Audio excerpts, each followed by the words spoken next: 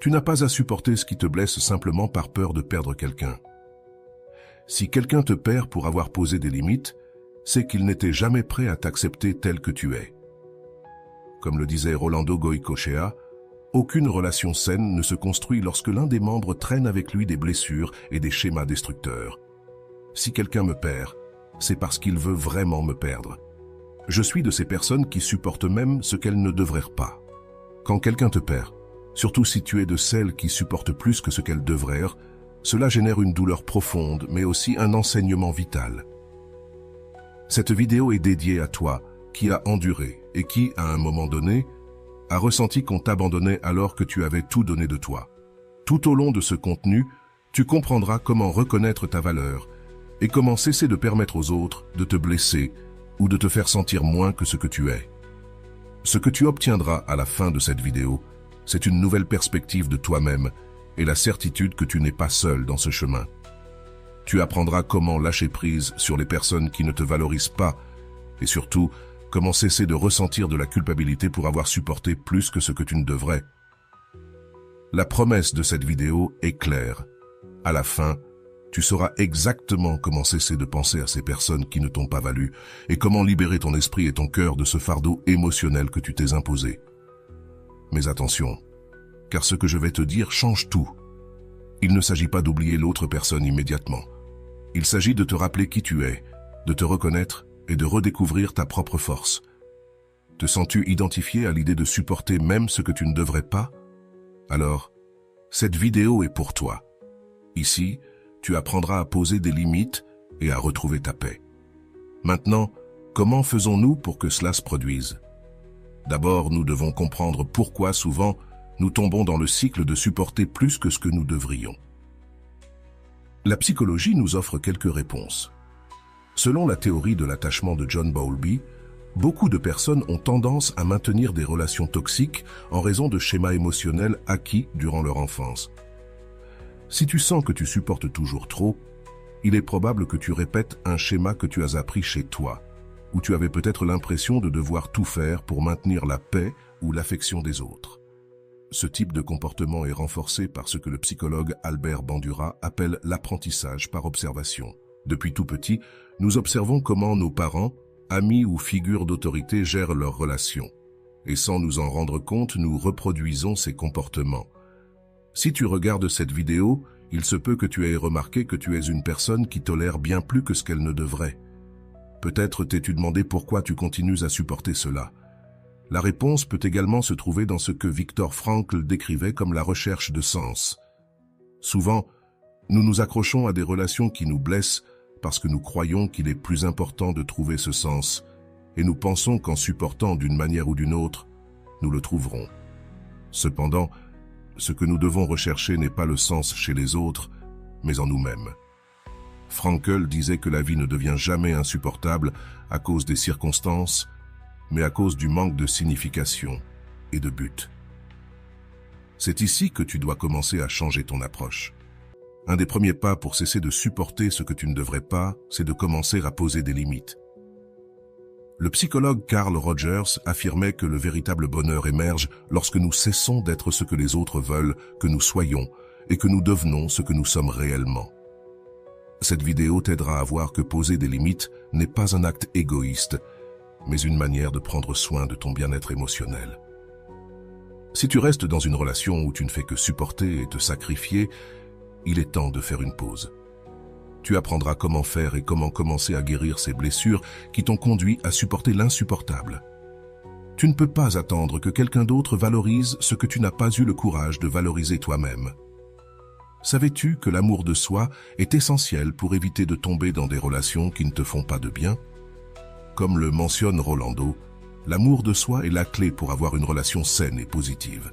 Tout au long de cette vidéo, nous parlerons de comment cultiver cet amour de soi qui te permettra de prendre des décisions plus saines et de lâcher prise sur ce qui ne te convient pas. N'oublie pas que, comme le dit Rolando, il ne s'agit pas de te répéter des affirmations devant le miroir, mais de te le prouver par des actions. Le premier pas pour te libérer de ces charges émotionnelles est de prendre conscience que personne ne peut t'obliger à rester dans une relation qui te fait du mal.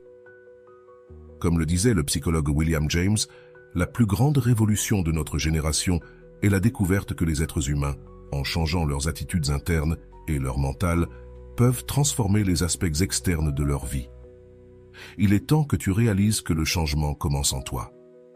La promesse que je te fais est que si tu suis ce chemin, tu apprendras à valoriser qui tu es et à cesser de penser à ces personnes qui n'ont jamais su apprécier ta vraie valeur.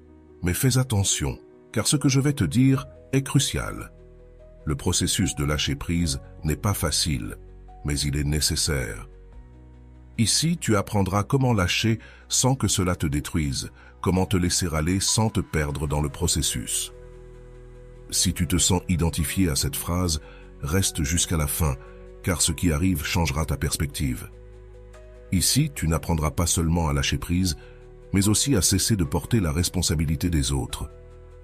Tu apprendras à mettre ton bien-être émotionnel en premier, quelque chose qui, bien que cela semble facile, nécessite un processus conscient. Le comportement de supporter plus que ce que nous devrions dans une relation ne vient pas de nulle part. Les psychologues ont enquêté pendant des années sur les raisons pour lesquelles les gens supportent des situations toxiques ou nuisibles, et les réponses sont souvent complexes. Sigmund Freud, pionnier de la psychanalyse, expliquait que, souvent, les gens se retrouvent piégés dans des relations nuisibles parce qu'ils n'ont pas résolu les traumatismes de leur enfance. Ces traumatismes, selon Freud, peuvent engendrer un besoin inconscient de répéter des schémas de douleur comme une façon d'essayer de résoudre ce qui n'a jamais été guéri dans le passé. Ce comportement de s'accrocher à ce qui fait mal a également été exploré par Jung, qui parlait de l'inconscient collectif et de la façon dont certains archétypes, comme celui du héros ou de la victime, peuvent influencer notre conduite. Jung affirmait que beaucoup de gens se voient comme des héros qui doivent sauver ou supporter des situations difficiles pour accomplir un but supérieur, sans se rendre compte qu'ils répètent un cycle destructeur. Dans ce sens, cesser de supporter et lâcher prise implique de reconnaître que tu n'as pas besoin d'être le sauveur de qui que ce soit. Erich Fromm, quant à lui, soulignait dans son œuvre que l'amour ne doit pas être une relation de sacrifice constant. Fromm indiquait que l'amour authentique doit être basé sur la réciprocité et le respect mutuel. Si tu te trouves dans une relation où toi seul supportes les sacrifices, Fromm t'invite à te demander si c'est réellement de l'amour ou si c'est plutôt un besoin de validation qui a émergé de l'insécurité. Cesser de supporter l'insupportable est, selon les mots de Fromm, apprendre à aimer d'une manière saine et équilibrée. Alfred Adler, un autre grand psychologue, expliquait que le sentiment d'infériorité que beaucoup de personnes ressentent dans leurs relations les amène à supporter des situations qui ne devraient pas l'être. Selon Adler, ce sentiment d'infériorité est souvent lié à des expériences de l'enfance où la personne s'est sentie peu valorisée ou comparée négativement à d'autres. Surmonter cela implique de reconnaître ta propre valeur et de ne pas permettre à quiconque de te faire sentir inférieur.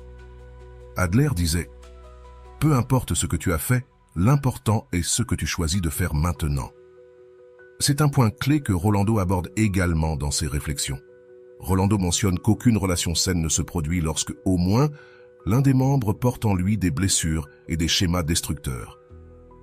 Cela implique que si tu as supporté plus que ce que tu devrais dans une relation, il est probable que vous deux soyez en train de lutter avec des blessures non résolues.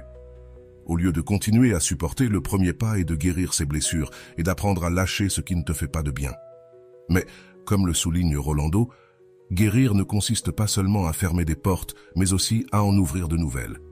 Dans son conseil de lâcher prise et de clore des cycles, Rolando invite à prendre les rênes de ta propre vie et à te permettre d'avancer sans rester piégé dans ce qui te fait du mal. « J'aime ma vie. J'aime qui je deviens jour après jour », dit-il dans l'une de ses phrases. C'est ce type d'amour de soi que nous devons cultiver pour cesser de supporter ce que nous ne devrions pas. Lorsque nous parlons de guérir et de laisser aller, Viktor Frankl est un auteur essentiel à considérer. Frankl, survivant de l'Holocauste et auteur de L'homme à la recherche de sens, affirmait que, même dans les pires circonstances, nous pouvons trouver un sens à notre vie. Si tu as supporté plus que tu ne devrais, il est possible que tu cherches un sens dans la relation ou chez la personne erronée. Frankl disait que l'homme s'auto-réalise dans la même mesure où il s'engage à réaliser le sens de sa vie. Ne laisse pas le sens de ta vie dépendre du fait de supporter quelqu'un d'autre. En poursuivant avec d'autres contributions de la psychologie, Carl Rogers, l'un des fondateurs de la thérapie centrée sur le client, parlait de l'importance de l'auto-acceptation. Rogers disait que seulement lorsque nous nous acceptons tels que nous sommes, nous pouvons vraiment grandir et changer. Si tu te retrouves à supporter ce que tu ne devrais pas, demande-toi si tu t'acceptes toi-même ou si tu sacrifies ton bien-être pour essayer d'être ce que l'autre personne veut que tu sois. Laisser aller implique également de s'accepter et de se valoriser tel que l'on est. Rolando Goycochea l'explique très clairement lorsqu'il dit que l'amour de soi ne consiste pas à se répéter des affirmations devant le miroir, mais à se le prouver par des actions concrètes. Supporter l'insupportable n'est pas de l'amour de soi. Si vous restez dans une relation qui vous fait du mal, vous devez vous demander si vous vous montrez de l'amour par vos actions. Arrêter de supporter implique de prendre des mesures concrètes qui vous rapprochent d'une vie plus pleine et libre de souffrances inutiles. Un autre psychologue qui a beaucoup contribué à ce sujet est Martin Seligman, qui a développé la psychologie positive. Seligman affirmait que pour vivre une vie pleine, nous devons nous concentrer sur nos forces et sur ce qui nous apporte du bien-être. Si vous supportez plus que vous ne le devriez, il est probable que vous ayez oublié vos propres forces et votre capacité à être heureux sans dépendre des autres. Comme le disait Seligman, le véritable pouvoir est en vous, dans vos forces et dans votre capacité à créer une vie pleine. Il est également important de souligner le travail de Mihaly Csikszentmihalyi, créateur du concept de flow ou d'état de flux. Csikszentmihalyi expliquait que le bonheur surgit lorsque nous sommes pleinement immergés dans ce que nous faisons, lorsque nos actions et nos pensées s'écoulent. Si vous supportez plus que vous ne le devriez, il est probable que vous ne soyez pas dans un état de flux, mais dans un état de lutte constante. Apprendre à lâcher prise vous permettra d'entrer dans ce flux de la vie où tout coule plus facilement.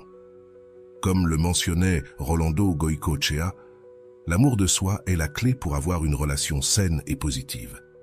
C'est une vérité que vous devez toujours garder à l'esprit. Si vous ne vous aimez pas suffisamment pour poser des limites, il est probable que vous continuiez à vous soucier de ce que vous ne devriez pas. Arrêter de supporter l'insupportable est un acte d'amour de soi, et c'est quelque chose que vous pouvez commencer à faire dès aujourd'hui.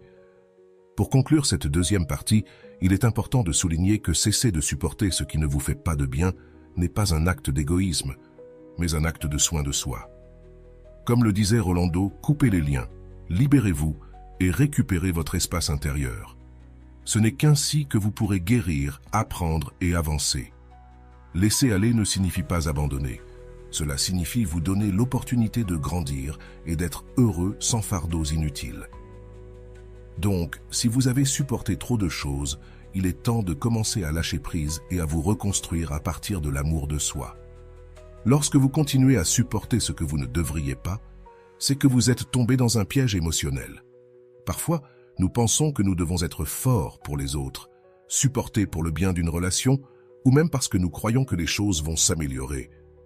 Mais ce que nous faisons en réalité, c'est nous dépouiller de notre propre valeur. Comme le mentionnait le psychologue Viktor Frankl, entre le stimulus et la réponse, il y a un espace. Dans cet espace se trouve notre pouvoir de choisir notre réponse.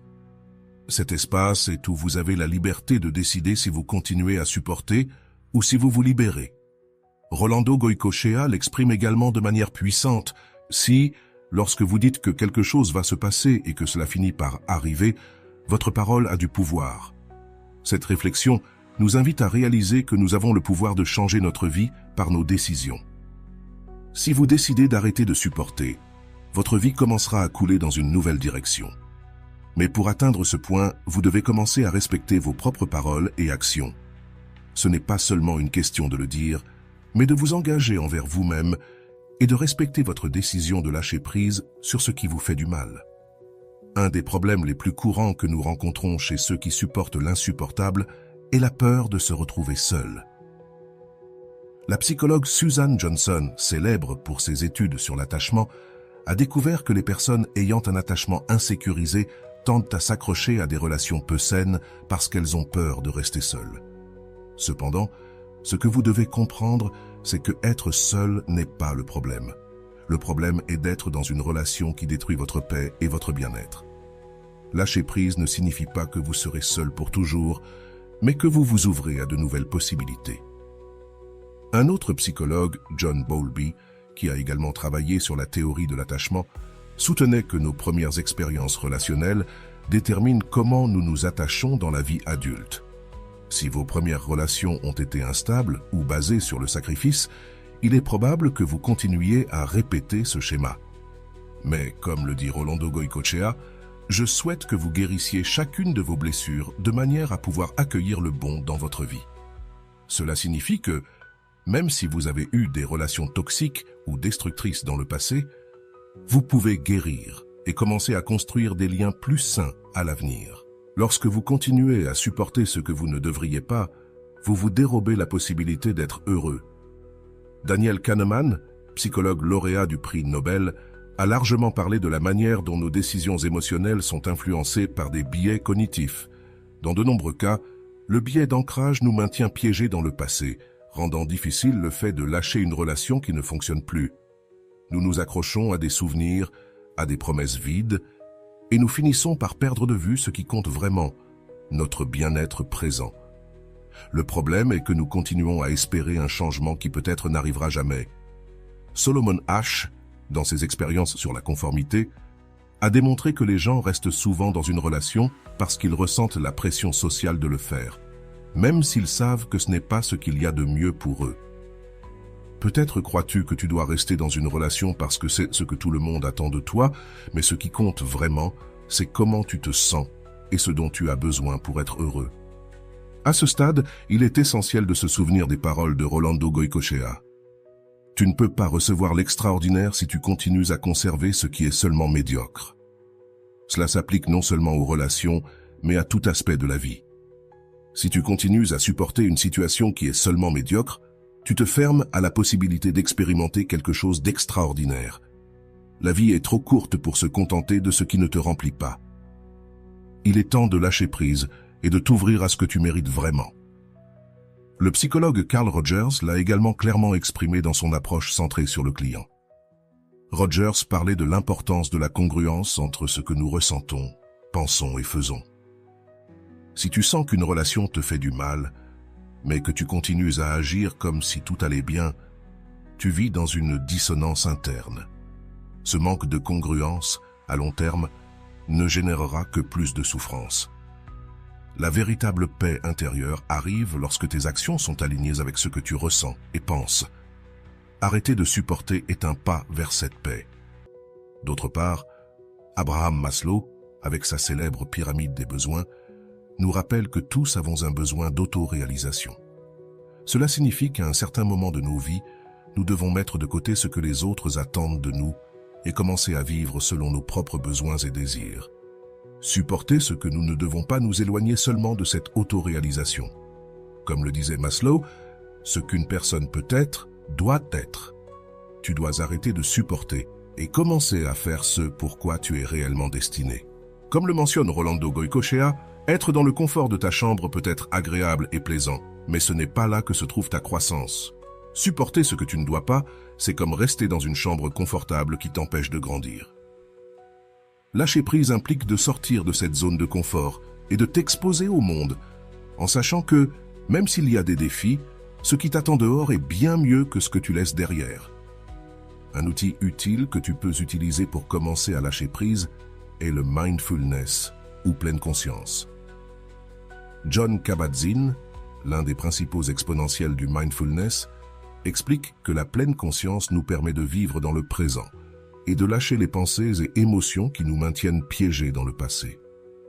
Si tu te trouves à supporter plus que ce que tu devrais, la pleine conscience peut t'aider à te concentrer sur le présent et à laisser aller tes préoccupations sur ce qui aurait pu être. Une autre technique qui peut être utile est la thérapie cognitivo-comportementale, TCC. Aaron Beck, créateur de la TCC, affirmait que nos pensées influencent nos émotions et nos comportements. Si tu restes dans une relation qui te fait du mal, il est probable que tu sois piégé dans un cycle de pensées négatives qui t'empêche de voir clairement. La TCC peut t'aider à restructurer ses pensées et à prendre des décisions plus saines. Il est important de ne pas sous-estimer le pouvoir de tes décisions. Comme le disait Albert Bandura, psychologue connu pour sa théorie de l'apprentissage social, les personnes ne sont pas simplement des produits de leur environnement, elles peuvent changer leur environnement. Cela signifie que tu n'es pas condamné à continuer à supporter ce que tu ne dois pas. Tu as le pouvoir de changer ta situation et de prendre des décisions qui te libèrent et te rapprochent d'une vie plus pleine. Rappelle-toi que la vie est un flux constant. Comme le mentionnait Mihaly Csikszentmihalyi, le bonheur arrive lorsque nous sommes dans un état de flux, pleinement immergés dans ce que nous faisons. Supporter ce que nous ne devons pas interrompt ce flux, créant une résistance constante. Pour retrouver le flux avec la vie, tu dois apprendre à lâcher ce qui ne te sert plus et à t'ouvrir à de nouvelles opportunités. Tu dis que quelque chose va se passer et cela finit par arriver. Ta parole a du pouvoir. C'est une invitation à prendre le contrôle de ta vie. Ne laisse pas les circonstances décider pour toi. Si tu sens que tu ne peux plus continuer à supporter, dis à haute voix ce que tu vas faire et tiens ta promesse. C'est ça, l'amour de soi. Et c'est ce qui te mènera vraiment vers une vie meilleure. En résumé, lâcher prise sur ce qui ne nous fait pas de bien est un acte de courage et d'amour de soi. À travers les enseignements de différents psychologues et les réflexions de Rolando Goycochea, nous pouvons apprendre que nous ne sommes pas obligés de continuer à endurer. La vie est trop courte pour vivre dans la médiocrité. Il est temps de lâcher prise, de fermer des cycles et de s'ouvrir à l'extraordinaire. C'était un jour gris et nuageux, le genre de jour qui reflétait parfaitement comment se sentait Myriam à l'intérieur. Elle supportait depuis des années l'insupportable dans une relation qui, à toutes les lumières, n'avait aucun avenir. Pourquoi restait-elle là? Même elle ne le savait pas avec certitude. Peut-être était-ce la peur de la solitude, l'habitude, ou simplement l'espoir qu'un jour les choses changeraient. Mais la vérité était que rien ne changeait. Et pendant ce temps, sa vie était piégée dans un cycle d'insatisfaction et de douleur. Son partenaire, Daniel, n'était pas une mauvaise personne au sens strict, mais cela faisait longtemps qu'il avait perdu tout sens du respect et de la réciprocité. Myriam était devenue quelqu'un qui supportait toujours les mauvaises réponses, les absences émotionnelles, les affronts publics et, pire, l'indifférence. Elle se trouvait à justifier chacun de ces moments, se disant à elle-même que Daniel avait des problèmes, qu'il traversait un mauvais moment ou que c'était simplement ça, l'amour. Un jour, alors qu'elle consultait ses réseaux sociaux, elle tomba sur une vidéo de Rolando Goycochea. Dans cette vidéo, Rolando parlait de l'importance de guérir les blessures émotionnelles pour pouvoir recevoir le bon dans la vie. Je souhaite que tu guérisses chacune de tes blessures de telle sorte que tu puisses recevoir le bon dans ta vie, disait-il avec une conviction qui résonnait dans son âme. Pour la première fois depuis longtemps, Myriam s'arrêta pour réfléchir à ce qu'elle faisait vraiment de sa vie. Les paroles de Rolando résonnaient encore dans son esprit. Tu ne peux pas recevoir l'extraordinaire si tu continues à conserver ce qui est à peine moyen. Et c'était exactement ce qu'elle faisait, conserver une relation qui n'était à peine que moyenne, mais qui l'empêchait d'expérimenter quelque chose de vraiment extraordinaire. Myriam se rend compte qu'elle s'était accrochée à l'idée qu'un jour, tout s'améliorerait, sans réaliser que les choses ne s'améliorent que lorsque l'on agit. Avec le temps, Myriam commença à chercher plus d'informations sur la façon de ne plus supporter l'insupportable. Elle lut sur la théorie de l'attachement de John Bowlby et Mary Ainsworth, comprenant que son attachement insécurisé l'avait maintenue piégée dans des relations dysfonctionnelles toute sa vie. Mais maintenant, elle savait qu'elle pouvait changer. Elle avait appris, comme le disait le docteur Franco, qu'entre le stimulus et la réponse, il y a un espace, et dans cet espace résidait son pouvoir de choisir. Petit à petit, Myriam commença à prendre de petites décisions qui l'approchaient de sa liberté.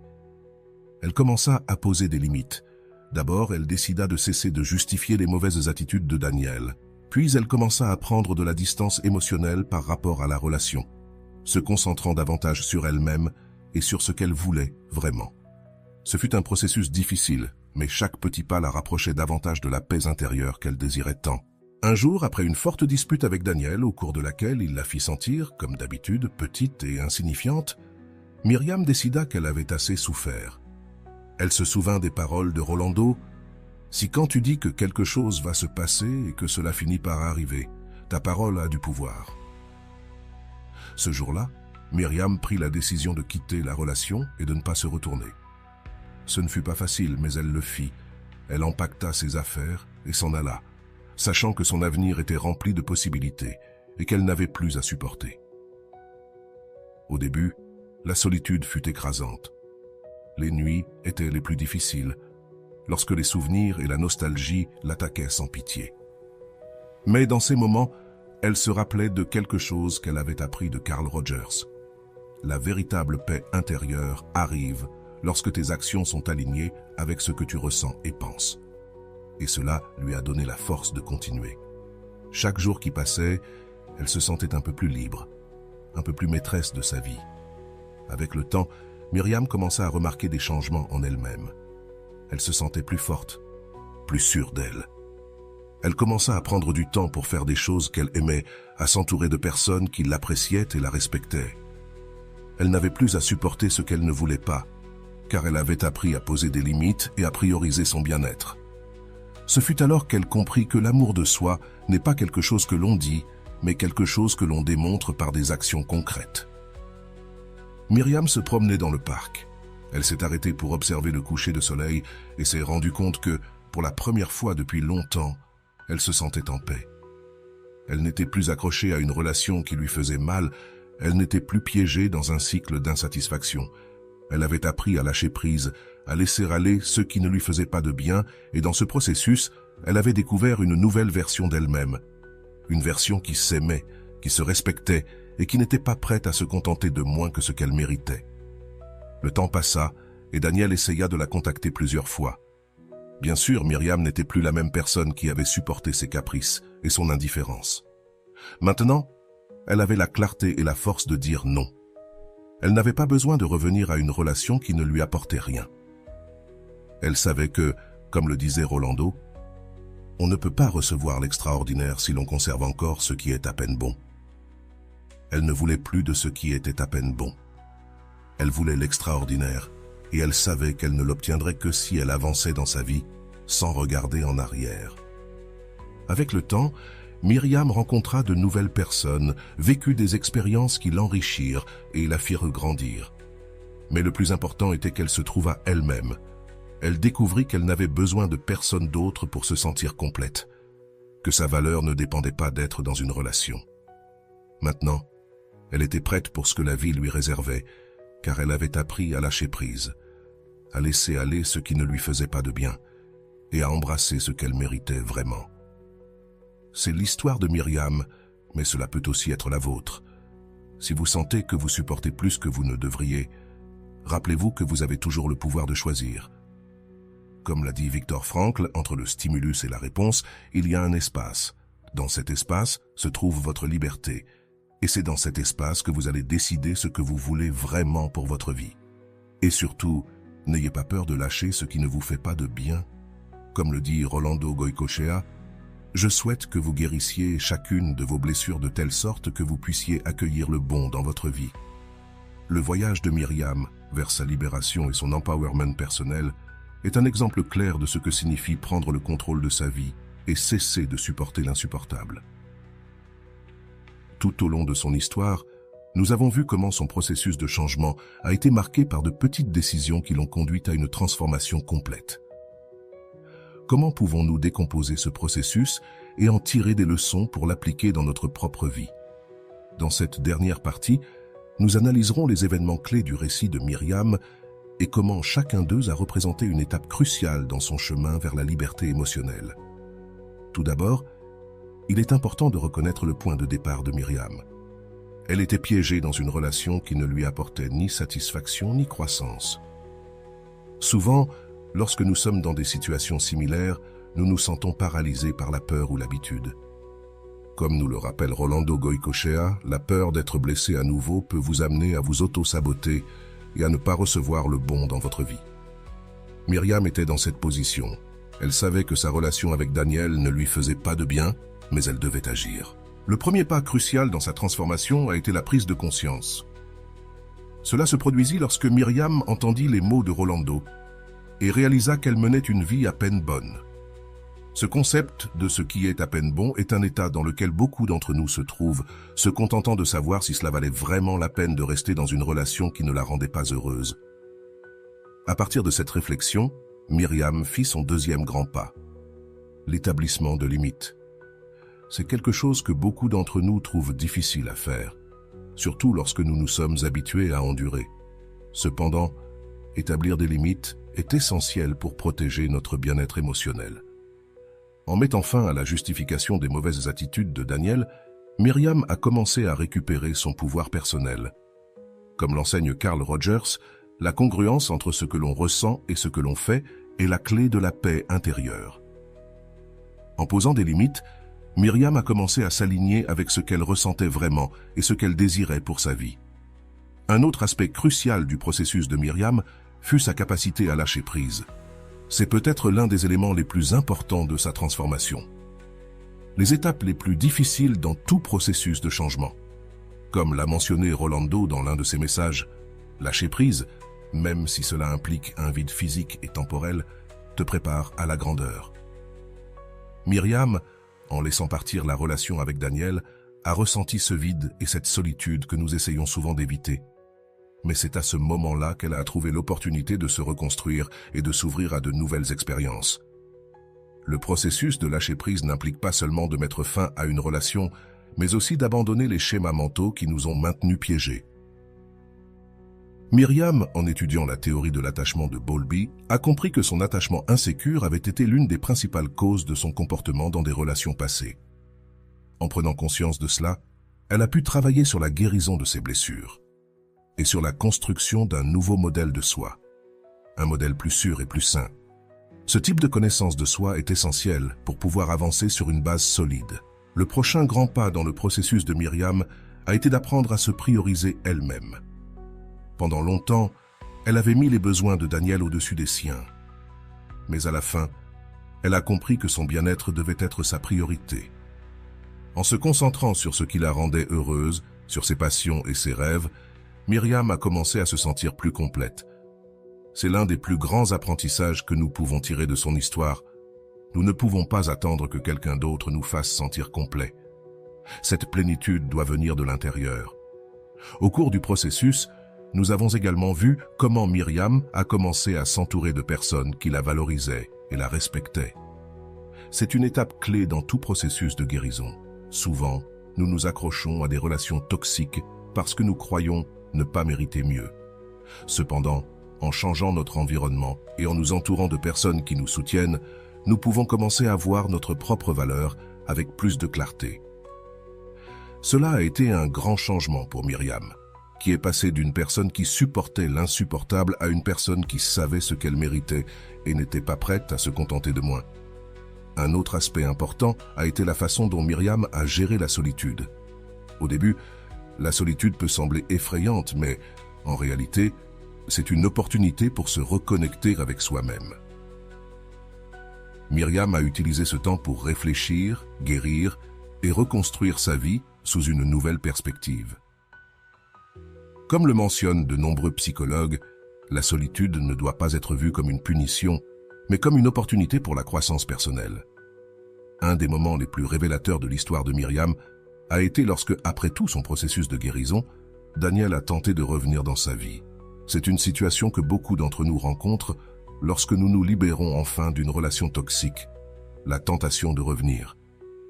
Cependant, Myriam avait appris à se valoriser suffisamment pour dire non. C'est un exemple puissant de ce que signifie avoir de l'amour-propre et savoir que l'on mérite plus. Enfin, le grand accomplissement de Myriam a été qu'elle n'avait plus besoin d'une relation pour se sentir complète. Elle avait découvert que sa valeur ne dépendait pas d'être avec quelqu'un d'autre, mais de la façon dont elle se traitait elle-même. C'est le message clé que nous pouvons tirer de son histoire. Le véritable amour-propre ne dépend pas de facteurs externes, mais de la manière dont nous nous valorisons et prenons soin de nous-mêmes.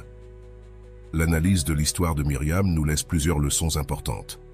Premièrement, que le changement ne se produit pas du jour au lendemain, mais que chaque petit pas compte.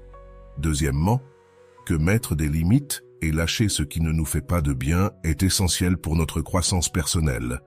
Et en troisième lieu, que l'amour-propre est une décision que nous devons prendre chaque jour.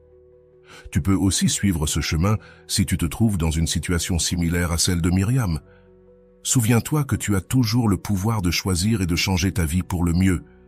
Maintenant que tu as vu comment Myriam a pu transformer sa vie, c'est à ton tour d'agir. Quelles étapes vas-tu prendre pour arrêter de supporter l'insupportable et commencer à vivre avec liberté et amour-propre?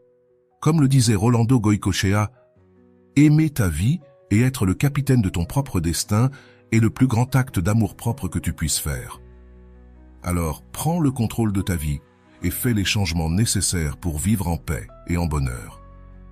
Aujourd'hui, nous avons parcouru un voyage profond et transformateur qui nous enseigne l'une des leçons les plus puissantes sur la valeur de l'amour-propre et l'importance d'établir des limites dans nos vies. À travers l'histoire de Myriam, nous avons pu observer comment une personne peut être piégée dans une relation ou une situation qui ne lui apporte ni croissance ni bonheur, et comment, avec la bonne introspection et les bonnes décisions, il est possible de se libérer et de commencer à vivre une vie plus pleine et satisfaisante. La première chose que nous avons apprise est la pertinence de prendre conscience de ce que nous tolérons. Souvent, par peur ou habitude, nous continuons à supporter des situations qui nous font du mal, que ce soit dans une relation, au travail ou dans tout autre aspect de nos vies. Myriam nous montre que cette première étape, reconnaître ce qui ne va pas, est clé pour tout processus de changement. Nous ne pouvons pas avancer si nous n'identifions pas ce que nous devons laisser derrière nous. Dans ce processus, il est fondamental d'apprendre à lâcher prise, un acte souvent accompagné de peur, d'incertitude ou même de douleur. Comme dit Rolando, « Soldat te prépare pour la grandeur ». Ce concept, nous l'avons vu clairement lorsque Myriam a décidé de s'éloigner d'une relation qui la faisait se sentir petite et qui ne lui offrait pas le respect qu'elle méritait. Cet acte de soldat lui a permis d'ouvrir de nouvelles portes dans sa vie. Bien qu'au début, elle ait ressenti le vide de la solitude, un autre point clé est le pouvoir d'établir des limites. Les établir n'est pas un acte égoïste, mais un acte d'amour-propre. Apprendre à dire non lorsque quelque chose nous fait du mal ou simplement ne nous apporte rien est fondamental pour protéger notre paix et notre bien-être. Myriam n'a pas compris que, en mettant fin à ses justifications et en acceptant qu'elle méritait plus, elle a commencé à recouvrer sa propre valeur. Cet acte est l'un des plus grands gestes d'amour envers soi-même. La transformation de Myriam nous rappelle également l'importance de nous entourer de personnes qui nous valorisent et nous soutiennent. Souvent, l'environnement dans lequel nous nous trouvons peut influencer notre perception de nous-mêmes. Si nous sommes entourés de personnes qui ne nous valorisent pas, nous risquons de ne pas voir notre propre valeur. Mais comme Myriam, nous pouvons décider de changer notre environnement et de chercher ceux qui nous respectent et nous apprécient pour ce que nous sommes. Un autre grand apprentissage est que l'amour-propre n'est pas une destination, mais un processus continu. Ce n'est pas quelque chose qui s'atteint du jour au lendemain, mais chaque petite décision que nous prenons pour nous prioriser nous rapproche d'une vie pleine. Myriam nous enseigne qu'alors que le chemin peut être difficile et parfois douloureux, la récompense est immense. La paix et la liberté de savoir que nous sommes suffisants tels que nous sommes. Enfin, cette histoire nous rappelle que nous n'avons besoin de personne d'autre pour nous sentir complets. Le voyage vers l'amour propre est profondément personnel, et à la fin, la véritable satisfaction provient de la façon dont nous nous traitons et nous valorisons nous-mêmes. Myriam ne s'est pas seulement libérée d'une relation nuisible, mais elle a découvert que la clé de son bonheur se trouvait en elle-même, et non en quelqu'un d'autre. Et voilà, j'espère que vous avez trouvé beaucoup de valeur dans cette vidéo. Merci d'être resté jusqu'à la fin de cette vidéo. J'adore quand vous faites ça. Si vous en voulez plus, vous pouvez écrire en commentaire « J'en veux encore plus ». J'espère vous revoir dans une autre vidéo.